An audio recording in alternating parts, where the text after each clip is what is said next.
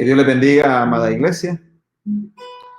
Qué bueno es el Señor que nos permite una vez más estudiar su palabra. El libro de Isaías es el que estamos estudiando. Espero que se quede conectado los 36 que están conectados ahorita, pues que se queden conectados ahí para recibir lo que el Señor tiene para nosotros en esta noche. Y algo que vamos a recordar es que el libro de Isaías, al igual que el libro de Zacarías, está dividido en dos tomos o dos partes. Zacarías escribió el libro, la primera parte, capítulos 1 al 8, cuando estaba joven, y los siguientes del 9 al 14 los escribió ya cuando era un anciano. El libro de Isaías tiene dos tomos, y la segunda parte, que son los capítulos 40 al 66, son los capítulos que algunos creen que no fue Isaías el que lo escribió, sino que sus discípulos. Pero los capítulos del 1 al 39, que es el primer tomo o la primera parte del libro de Isaías, son escritos por Isaías y por los escribas que andaban con él. Vamos a iniciar la cuarta parte del estudio del libro de Isaías, capítulos 8, 9 y 10. Mantenga su Biblia abierta. Espero que usted haya leído esos capítulos o ya haya leído todo el libro de Isaías, ¿verdad? Así que iniciamos. Estudio del libro de Isaías, parte 4, capítulos 8 al 10. Esa figura que usted ve ahí es la figura de supuestamente, ¿verdad? El poderío y el armamento que tenían los asirios. Y allá al fondo se ve la ciudad de Jerusalén. Se mira la ciudad de Jerusalén que estaba prácticamente, no, perdón, la ciudad de Samaria, donde era la capital del reino del norte. Samaria está allá al final. Y ahí está Asiria queriendo conquistarlo. De hecho, lo conquistaron en el 722 y lo dispersaron, ¿verdad? Porque Asiria era un imperio sanguinario que no respetaba la vida de los que conquistaba. Capítulo 8. El primer tema es: sea Jehová vuestro temor. ¿De cuántos de ustedes Jehová es nuestro temor? De aquí en la casa, 5 dijeron amén. Los 28 que están conectados, pues no sé si dijeron amén. Advertencia del juicio futuro sobre Israel y Judá. Versículos 1 al 8, versículo 12 y versículos 20 al 22. Vamos a leer los primeros versículos del capítulo 8. Los que realmente quieran estudiar la palabra de Dios, manténganse conectados, leyendo ahí las partes que vamos a leer y recibiendo de parte de Dios, no de parte de su pastor, sino que de parte de Dios lo que Él quiere enseñarnos en esta noche. Sea Jehová vuestro temor es el título del capítulo 8 y dice así: me dijo Jehová, toma una tabla grande y escribe en ella con caracteres legibles tocante a Majer Salar Hasbaz. Y junté conmigo por testigos fieles al sacerdote Urías y a Zacarías, hijo de Jeberequías. Y me llegué a la profetisa, la cual concibió y dio a luz un hijo, y me dijo Jehová, ponle por nombre Majer Salal Hasbaz, porque antes que el niño sepa decir Padre mío y Madre mía, será quitada la riqueza de Damasco y los despojos de Samaria delante del rey de Asiria. Quedémonos ahí hasta el versículo 4, pero hasta el versículo 8 y luego el versículo 12 y luego los versículos 20 al 22 están haciendo una advertencia del juicio futuro sobre Israel, y no solo sobre Israel, sino que sobre Judá. Ahí podemos ver nosotros que se menciona la nación del sur. Vuelvo a repetirles, a recordarles, cuando hablamos de Israel y Judá, estamos hablando de los dos reinos del pueblo de Dios. Israel, el reino del norte, que fue conquistado y luego disperso por Asiria en el 722, y Judá, que fue llevado cautivo a Babilonia en el 586. Todo esto antes de Cristo. Entonces, Isaías recibe esta profecía y para eso Dios le da un hijo y a este hijo le pone, vamos a ver, Maher Salal Hasbaz, que significa presto para el saqueo, veloz para el botín. Si se recuerdan ustedes, el primer nombre de los hijos de, o el nombre del hijo mayor de Isaías se llamaba Sear-Hasbuz, y esto significaba que Dios tenía planes de rescate para su pueblo. Pero ya el segundo hijo, Maher Salal Hasbaz, está prácticamente profetizando la caída de Samaria. El nombre del segundo hijo de Isaías está profetizando esta caída. Y esto sucedió en el 722. El versículo 4 dice que antes que el niño pueda decir papá y mamá, Samaria iba a ser invadida. Hermanos, aquí aprendemos algo muy importante. Dios, antes de mandarnos una disciplina, siempre nos está advirtiendo. ¿Y por qué nos advierte? Por si acaso nos arrepentimos. Lastimosamente, el reino del norte, Israel, y también el reino del sur, Judá, no se arrepintieron.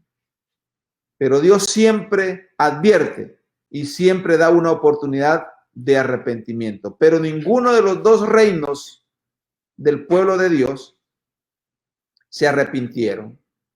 A Israel, el reino del norte, le fue peor, porque desde el 722, o sea, faltaban 722 años para que Cristo viniera a esta tierra, cuando el reino del norte, Israel, o llamado también Samaria o Efraín, fue invadido y disperso. Es decir, jamás se volvió a juntar para formar una nación hasta en 1948, el 14 de mayo de 1948, que todos los judíos regresaron a su tierra de todas las tribus. Recuérdese que el reino del norte estaba formado por 10 tribus y Judá, el reino del sur, estaba formado por 2 tribus, que era Judá y Benjamín, y algún remanente o algunos de la tribu de Simeón también. Ahí estaban en el reino del sur. El desprecio del pueblo de Judá, Jerusalén, o el reino del sur, o llamado Benjamín, traería a sus verdugos desde Mesopotamia. Y esto está hablando también, como decíamos, advertencia no solamente para Israel, sino que también para Judá. Y Mesopotamia, estamos hablando de Babilonia. A Judá se le invadió o fue llevado cautivo por Babilonia en el 586 antes de Cristo. Los versículos 5 al 8 están prediciendo la invasión de Babilonia a Jerusalén, al reino del sur, y fue llevado cautivo por 70 años a Babilonia. Angustia, oscuridad, fatiga, hambre, tribulación, etcétera, será el resultado para los que desprecian a Dios. Y nos podemos ir a los versículos 20 al 22. Leamos esos versículos. Dice así: a la ley y al testimonio. Si no dijeren conforme a esto, es porque no les ha amanecido. Este es un dicho que ocupamos algunos aquí en El Salvador, ¿verdad? A vos no te ha amanecido, ¿verdad? O sea, no has entendido. así le está diciendo Dios a través del profeta Isaías al pueblo de Israel y al pueblo de Judá. Y pasarán por la tierra fatigados y hambrientos, y acontecerá que teniendo hambre se enojarán y maldecirán a su rey y a su Dios, levantando el rostro en alto, y mirarán a la tierra, y aquí tribulación y tinieblas, oscuridad y angustia, y serán sumidos en las tinieblas. Y esto es para los dos pueblos, porque en los primeros versículos de este capítulo, del 1 al 4, está hablando sobre la invasión a Israel. Y los versículos 5 en adelante hasta el 8 está hablando de la invasión a Judá. Así que los dos pueblos, los dos reinos fueron advertidos. Y el resultado por no obedecer, no hacer caso a lo que Dios estaba prediciendo, iba a ser angustia, oscuridad, fatiga, hambre, tribulación y muchas cosas más. Una llamada de atención, versículos del 9 al 12.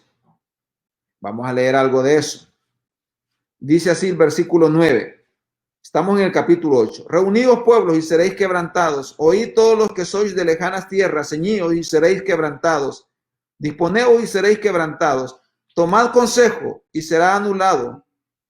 Proferid palabra y no será firme, porque Dios está con nosotros.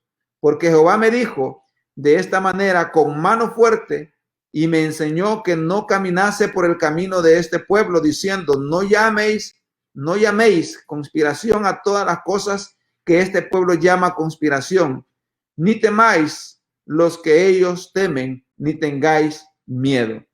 Tomad consejo. Dios está haciendo un llamado de atención, decir que pongan atención, porque Él está con nosotros. Digan amén. Amén. Dios está con nosotros, ahí lo dice en el versículo 10. En cualquier momento de angustia y tribulación, Dios está con nosotros.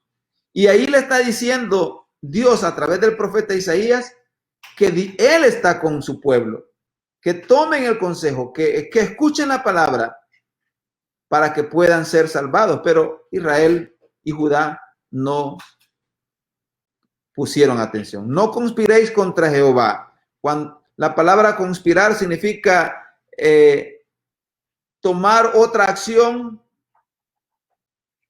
diferente a la que se nos ha dicho que debemos de hacer. Dios les dijo que no se hiciera alianza con ningún pueblo.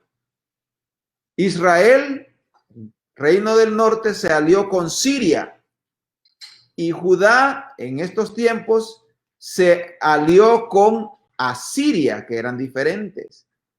Y ustedes saben que Israel, al hacer alianza con Siria, atacó a Judá, no lo pudo vencer, porque Dios ya había dicho que no lo iban a vencer.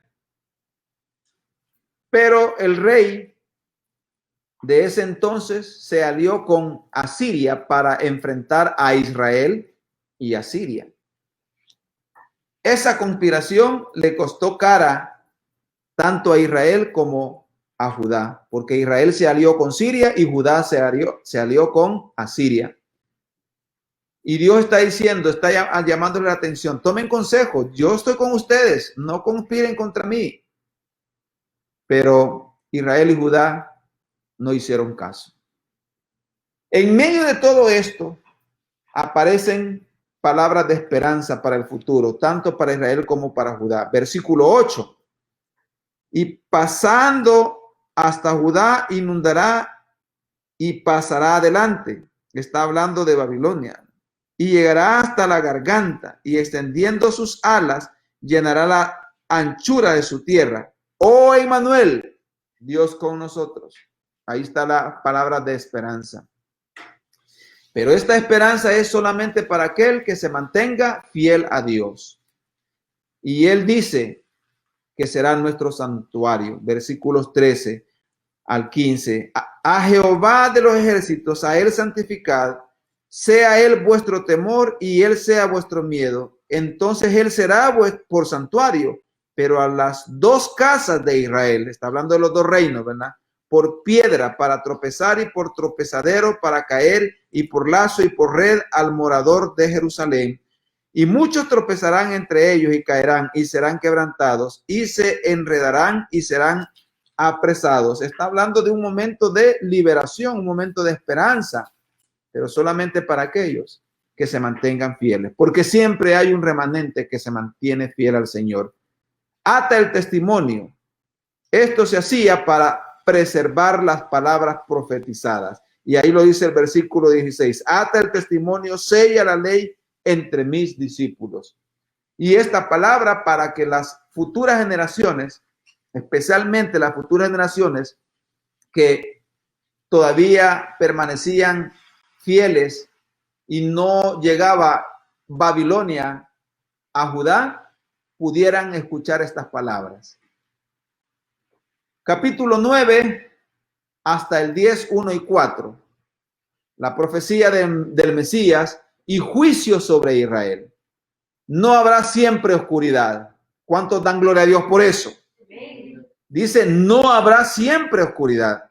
Es decir, que habrá luz. En medio de todo ese juicio habrá luz. Pero una vez más decimos, para aquellos que se mantengan fieles. Versículos 1 al 7 del capítulo 9. Mas no habrá siempre oscuridad para la que está ahora en angustia. Está hablando de Israel y de Judá. Tal como la aflicción que le vino en el tiempo que livianamente tocaron la primera vez a la tierra de Zabulón y a la tierra de Neftalí, reino del norte, pues al fin llenará de gloria el camino del mar de aquel lado del Jordán en Galilea de los gentiles. El pueblo que andaba en tinieblas vio gran luz.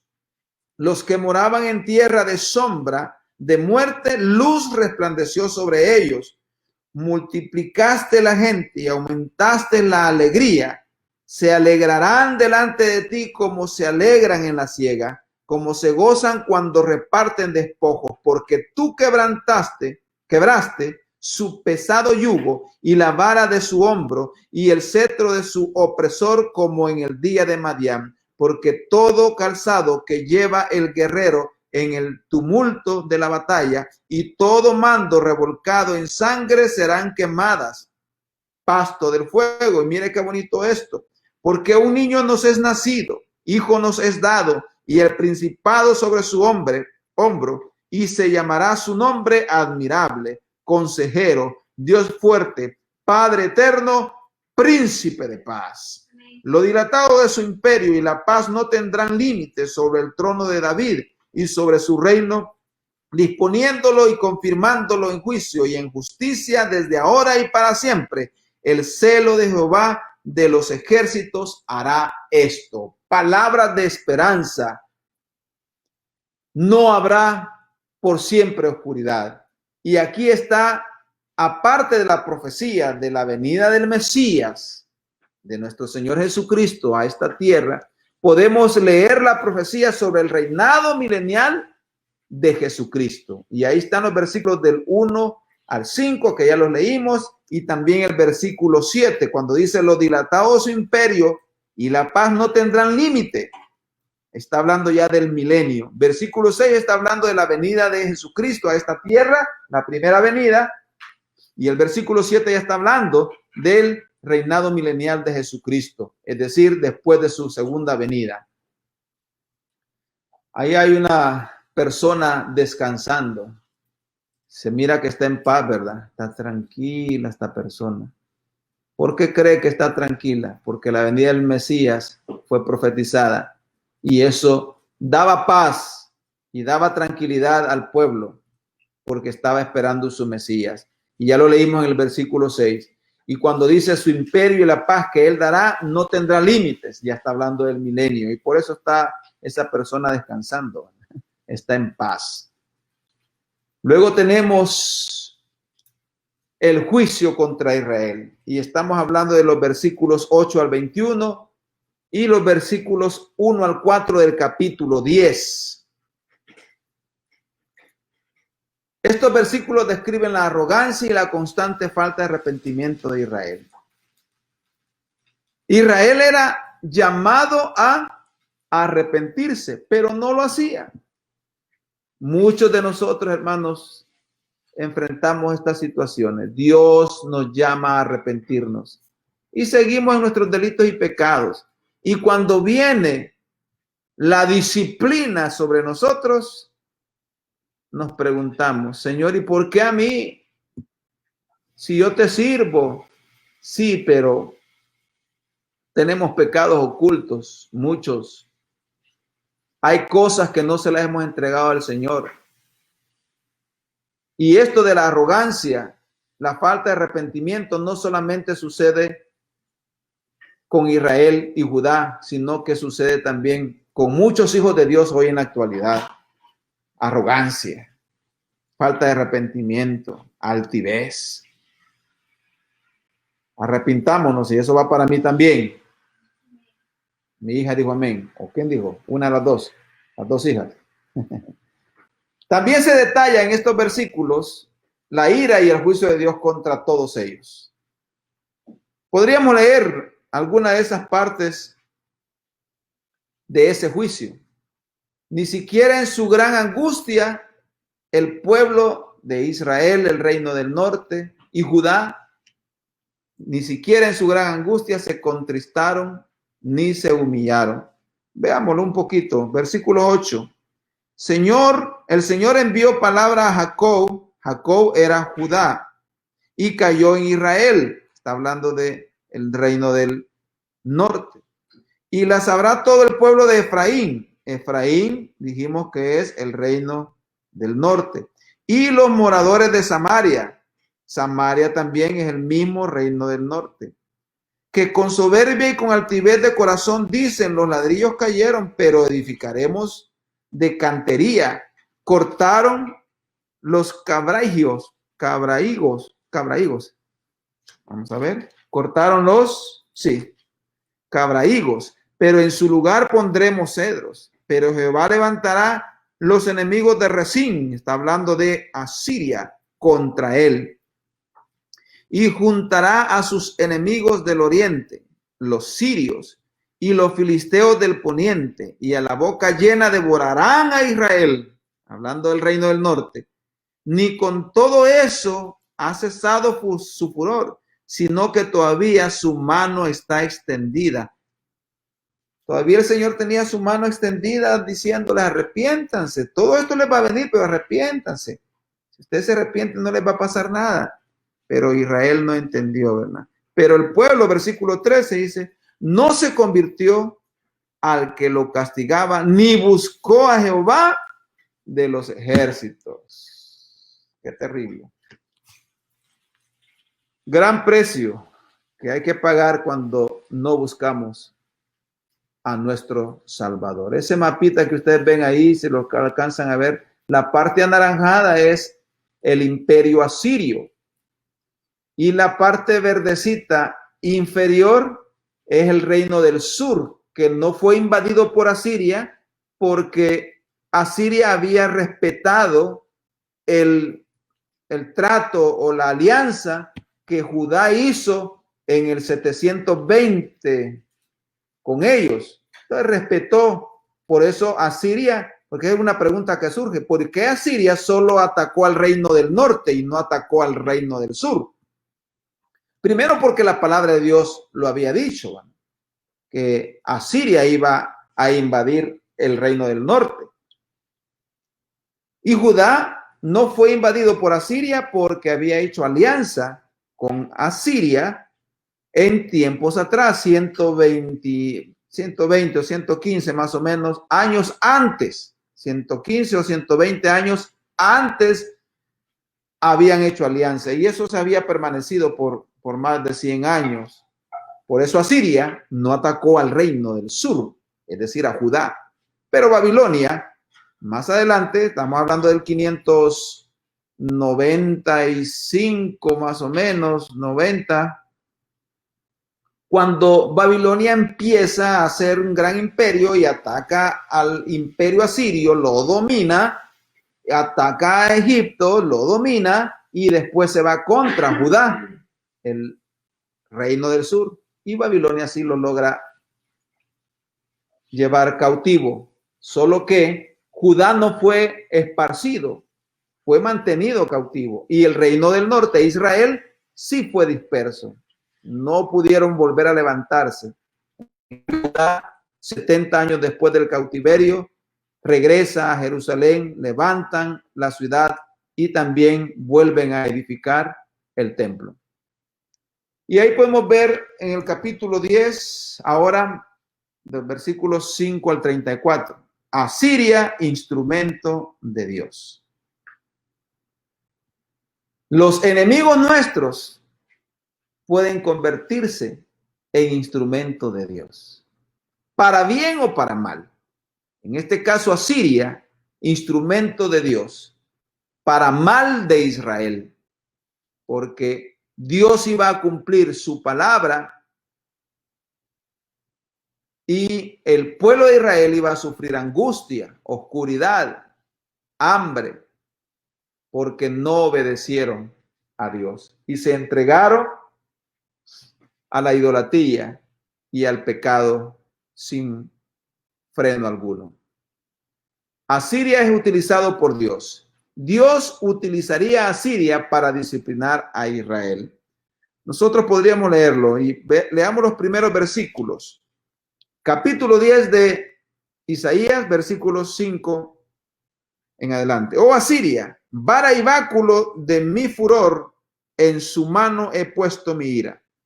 Le mandaré contra una nación pérfida y sobre el pueblo de mi ira le enviaré para que quite despojos y arrebate presa y lo ponga para ser hollado como lodo de las calles. Aunque él no lo pensará así, ni su corazón lo imaginará de esta manera, sino que su pensamiento será desarraigar y cortar naciones, no pocas. Asiria se la iba a creer, ¿verdad? Ay, vamos a ir a hacer esto, pero fue porque Dios se los permitió, porque Dios los iba a utilizar como instrumento de juicio contra Israel, contra la casa del norte, el reino del norte, Israel, Samaria, Efraín. Es lo mismo, ¿verdad? Isaías profetiza la destrucción de Israel. Desde el versículo 16 al 19, podemos leerlo detenidamente. Y dice así, vamos a leer unos dos versículos. Por esto el Señor Jehová de los ejércitos enviará debilidad sobre sus robustos y debajo de su gloria encenderá una hoguera como ardor de fuego y a la luz de Israel será por fuego y su santo por llama que abrace y consuma en un día sus cardos y sus espinos. La gloria de su bosque y de su campo fértil consumirá totalmente alma y cuerpo y vendrá a ser como abanderado en derrota. Y así sigue hablando sobre la destrucción de Israel a través de los asirios, instrumento de Dios. Isaías predice la ruta que tomarán los invasores, versículos 28 al 34, y usted puede verlo detenidamente en su casa. Dice, vino hasta Hat, pasó hasta Migrón, en Micmas, contará su ejército, pasará el vado, se alojaron en Geba, Ramá tembló, Gabaal de Saúl huyó, grita en alta voz, hija de Galín, haz que se oiga hacia Lais, pobrecilla Anatot, y sigue hablando de todos los pueblos por donde Asiria iba a venir haciendo destrozos, iba a llegar hasta el reino del norte para invadirla y dispersarla. Miren qué bonito ese dibujito. Así vendrá el Señor y todo ojo le verá, dice su palabra. Todo ojo le verá. Y nosotros, un remanente fiel. ¿Cuántos son remanente fiel? Aleluya. Los que hayan quedado, un remanente fiel. Sería preservado ese grupo porque se mantuvieron fieles. Y si nosotros vamos a Romanos 9:6, podemos leer esta parte de la Biblia ya en el Nuevo Testamento que habla sobre el remanente.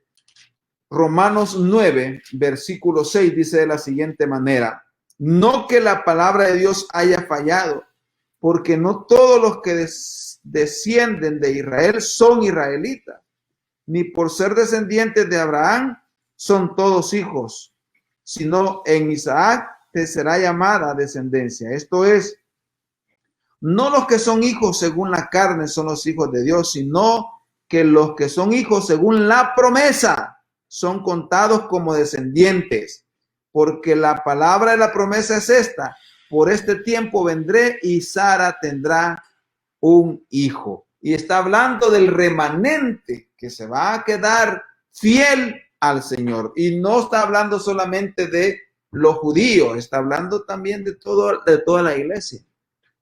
Porque dice que no todos los que descienden de Israel son llamados israelitas. Y está hablando también de los gentiles, y esos somos nosotros. Así que, mi hermano, usted y yo debemos de permanecer fieles al Señor. Porque si no permanecemos fieles al Señor, seremos juzgados. Y nuestro juicio, o el juicio para esta gente que es desobediente, será la gran tribulación o la condenación eterna si murieron sin Cristo. Hemos aprendido, hermanos, a que debemos permanecer fieles al Señor. Que no tomemos ninguno de nosotros el ejemplo del pueblo de Israel o el ejemplo del pueblo de Judá, que no obedecieron al Señor, sino que seamos de este remanente fiel, esperando la venida de nuestro Señor Jesucristo por su iglesia.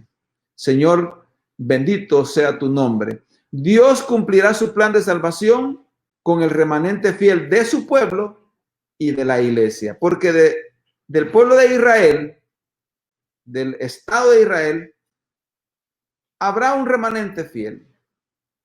Habrá un remanente fiel. Pero de la iglesia también habrá un remanente fiel. Porque hoy en día, hermanos, muchos se están desviando. Hay muchos cristianos, muchos pastores, muchos líderes que están abrazando todas estas doctrinas, todos estos, no sé cómo mencionarle, todos estos movimientos que se están dando, ¿verdad? Que atentan contra la vida de un recién nacido o de un concebido. Cuando dice la palabra de Dios, mi embrión vieron tus ojos, desde ahí hay vida. Y hay muchos que están abrazando eso, esa doctrina en contra de los concebidos o aquellos que han distorsionado el plan original de Dios. Hermanos, mantengámonos fieles al Señor y no le llamemos bueno a todo aquello que es malo. La palabra de Dios es bien clara. Usted y yo, hermano, debemos de estar en el grupo del remanente fiel. Señor, exaltamos tu nombre. Gracias, Señor, por tu bendición. Gracias, Cristo, por habernos permitido estudiar tu palabra. Gracias, Señor, por cada uno de mis hermanos que permaneció conectado a este estudio. Recibe la gloria, recibe la honra, Señor. Gracias porque hemos aprendido, Señor, a que independientemente de cada una de las cosas que nos están poniendo, Señor, en dificultad, podamos mantenernos firmes, Señor, a ti. Recibe la gloria, recibe la honra, Señor. Ayúdanos, Señor, a que cuando tengamos la oportunidad de predicarles a otros, lo hagamos. Y que cuando estemos, Señor, enfrente o en nuestro trabajo, o con nuestros amigos, nuestros vecinos, podamos mantenernos fieles a ti. Perdónanos si te hemos fallado. Glorifícate, Señor, en el nombre de Jesús. Amén.